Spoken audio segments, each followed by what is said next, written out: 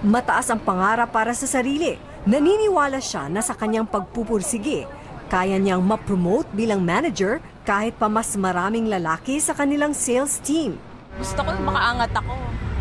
Kasi hindi naman habang buhay ganito, di ba? 40 minutes para lang makapag-igib dito sa balon ni Kapitan. Ipinagawa ng barangay ang balon na ito. Dahil sementado ang balon, mas malinis dapat ang tubig dito. Pero halos paubos na ang tubig sa balon ng datnan nito ng mga bata.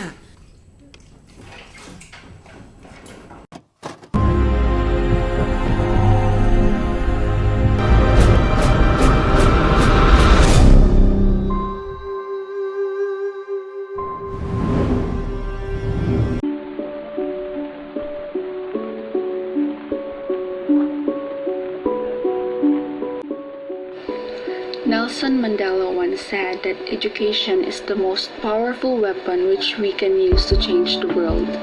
That is why we have the fourth Sustainable Development Goal, which is quality education. Aside from compassion and hard work, education can also be the key in escaping the world of poverty. Education can make your life better. Education can also help reduce inequalities. Through this goal, primary schools have a completion rate of 84% in 2018 compared to 70% in the year 2000 and is expected to reach 89% by 2030. However, despite the progress that has been made, there are still places that has difficulty on having access to education. Like for developing countries, enrollment in primary education has reached 91%, but 57 million primary-aged children remain out of school.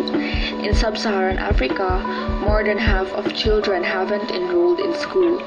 In conflict-affected areas, an estimated 50% out-of-school children are primary school age. And lastly, 617 million youth worldwide lack basic mathematics and literacy skills. So that is the challenges that this SDG is facing. Because of that, certain goal targets of this SDG has been made. As you can see, there are a lot of targets in bullet forms.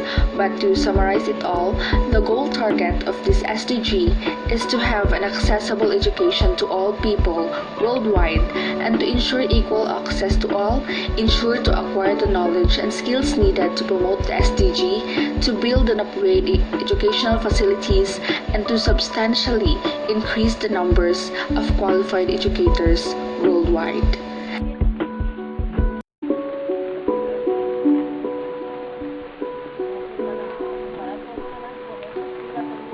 According to Tony Hillerman, women are extremely important shapers of life, and it is indeed crucial for sustainable future to end all discrimination against women. It was proven that empowering women helps economic growth and development. The United Nations Development Program has made gender equality central to its work, and we've seen remarkable progress in the past 20 years. Although there are more women than ever in the labor market, there are still large inequalities in some regions, with women systematically denied the same work rights as men. And that is why the Sustainable Development Goal 5, or gender equality, is still existing. Through this goal, it seeks to ensure that there is an end to discrimination against women, to empower them, and promote gender equality, which is crucial in accelerating sustainable development.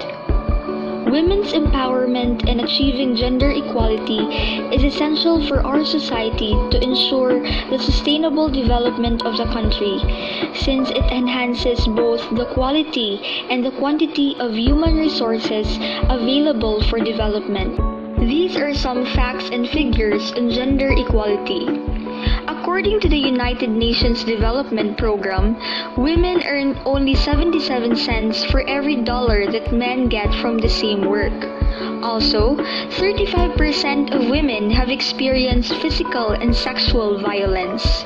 Here in our own country, Philippines has one of the smallest rates of gender disparity in the world. In the Global Gender Gap Index 2017, the Philippines ranked 10th out of 145 countries for gender equality. This is an evidence that Filipinos should be more open in addressing this issue. This SDG targets to end discrimination against women, to end all violence against and exploitation of women, to eliminate forced marriages and genital mutilation, to value unpaid care and promote shared domestic responsibilities, to ensure full participation in leadership and decision-making, to have an equal rights to economic resources, to promote empowerment of women through technology, and lastly, to adopt and strengthen policies and enforceable legislation for gender equality. Gender equality is indeed important.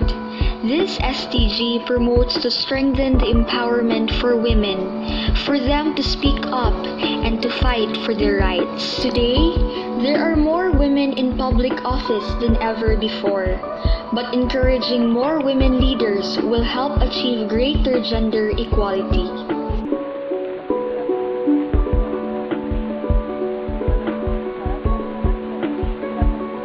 Clean water and sanitation.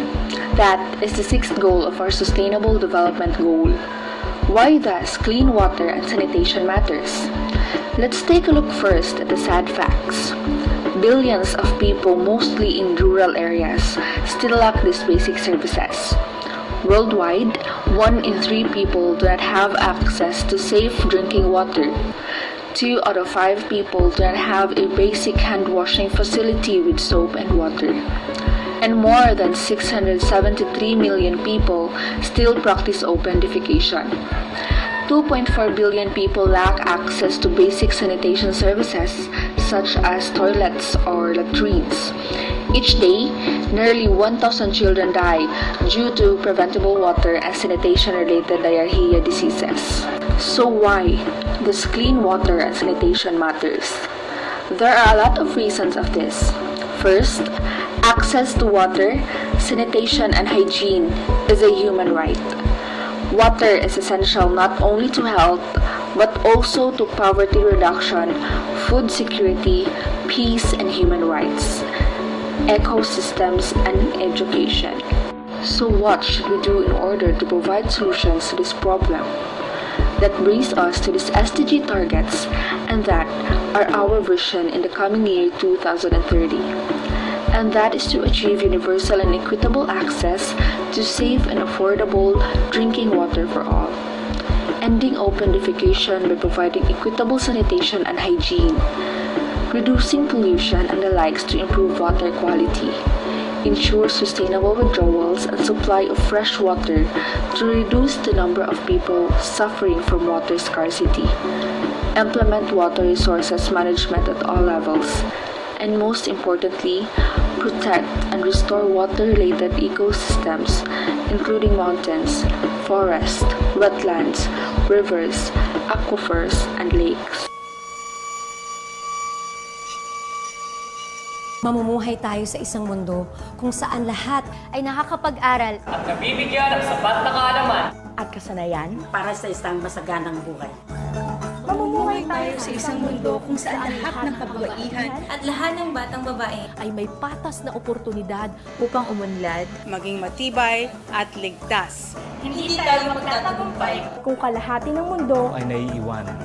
Mamumuhay tayo sa isang mundo kung saan lahat ay mayroong malinis na tubig at maayos na palikuran. Sa bahay, sa paaralan at sa trabaho. ito ang United Nations Sustainable Development Goals. Tayo na't kumilos. Sabay-sabay nating isakatuparan ito. Para sa atin, Upang walang maiiwanan. Ito ang United Nations Sustainable Development Goals.